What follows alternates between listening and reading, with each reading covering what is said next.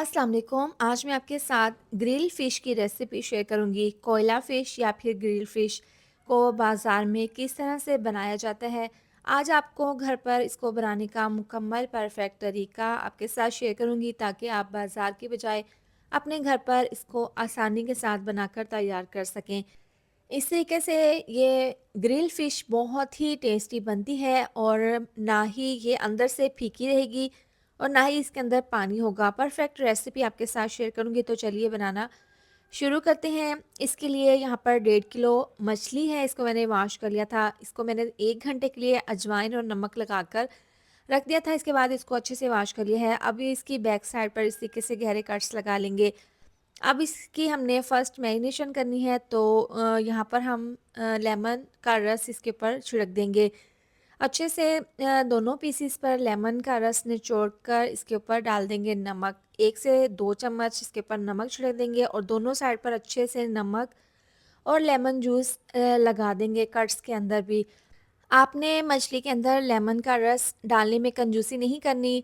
तकरीबन 10 से 12 लेमन का रस मैंने इसके अंदर निचोड़ दिया है। काट कर इस तरह से तमाम पीसेस को अच्छे से इसके ऊपर निचोड़ दिया है। तो अब इसके अंदर डाल देंगे लहसुन अदरक का पेस्ट, ये 4 चम्मच है।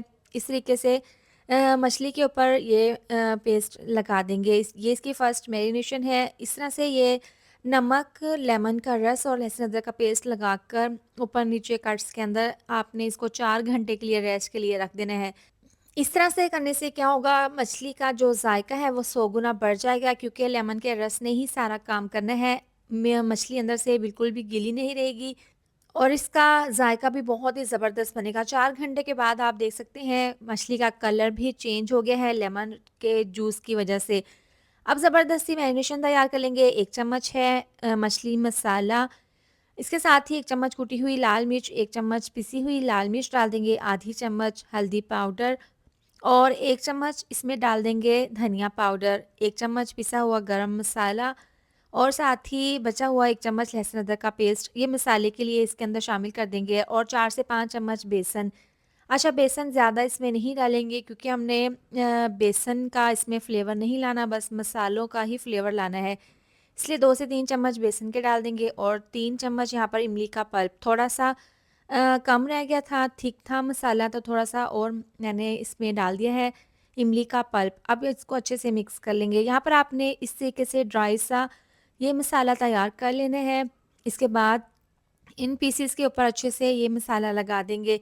तो यहाँ पर एक साइड से लगाने के बाद अब इसकी साइड को चेंज करने के बाद दूसरी साइड से भी मसाला अच्छे से लगा लेंगे और जो कट्स लगाए हैं इसके अंदर भी कट्स इसलिए लगाते हैं क्योंकि जब हम मछली को ग्रिल करेंगे तो अंदर तक मसालों का फ्लेवर जाएगा और अंदर तक मछली अच्छे से पक जाएगी। मसाला दोनों पीसेस पर लगाने के बाद इसको मैंने कवर कर दिया है। अब इसको पूरी रात के लिए रेस्ट के लिए रखेंगे।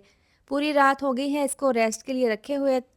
जब आप इसको पूरी रात के लिए रखेंगे तभी बहुत ही ये ज़ायकेदार बनेगी। अब यहाँ पर बारबेक्यू ग्रिल है, ये बहुत ही आसानी के साथ बाज़ार से मिल जाती है। आपने मछली को इस तरह से रख कर इसको ऊपर से बंद करके इसको लॉक कर देना है और यहाँ पर अंगीठी में मैंने कोयले जला लिए थे। आपने कोयलों को जलाकर जब ताज़ा कोयले जल रहे हो ना, तो आपने मछली को नहीं पकाना।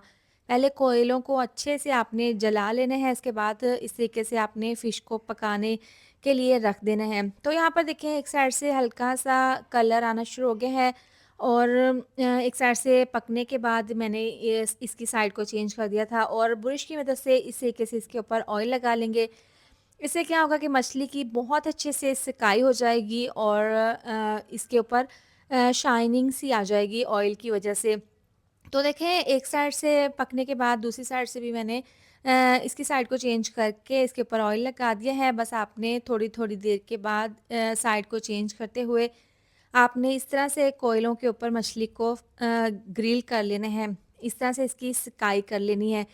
तो अब यहाँ पर इसको पकते हुए तकरीबन 8 से 10 मिनट हो गए हैं। इसके ऊपर कलर भी आना शुरू हो गया है। जो ऊपर का मसाला है ना वो अच्छे से पक चुका है, लेकिन अंदर से अभी हमने इसको पकाना है क्योंकि इसके अंदर से जो भी पानी निकलेगा, एक्स्ट्रा जूसेस निकलेंगे, वो मछली के जूसेस होंगे। तो उसी के साथ हमने ऑयल को लगाते हुए मछली को अच्छे से सेक लेना है, ताकि अंदर तक इसका जो पानी है वो ड्राई हो जाए और अंदर तक ये अच्छे से पक जाए। देखिए मज़ीद इसके ऊपर डार्क सा कलर आना शुरू हो गया है। बस थोड़ी-थोड़ी देर के बाद आपने इसके साइड को इस तरीके से चेंज करते हुए, इसके ऊपर ऑयल लगाते हुए आपने दोनों साइड से इसको अच्छे से कोयलों के ऊपर सेक लेना है।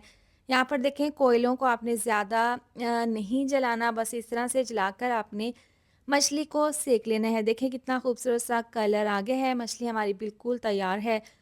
आप देख सकते हैं इसकी फाइनल लुक। अब इसको हम इस तरीके से निकाल लेंगे ग्रिल के अंदर से।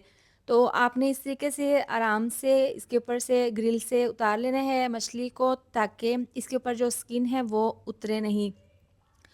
तो देखें यहाँ पर बहुत अच्छे से हमारी मछली अच्छे से ग्रिल हो गई है, बहुत अच्छा सा कलर आ गया है।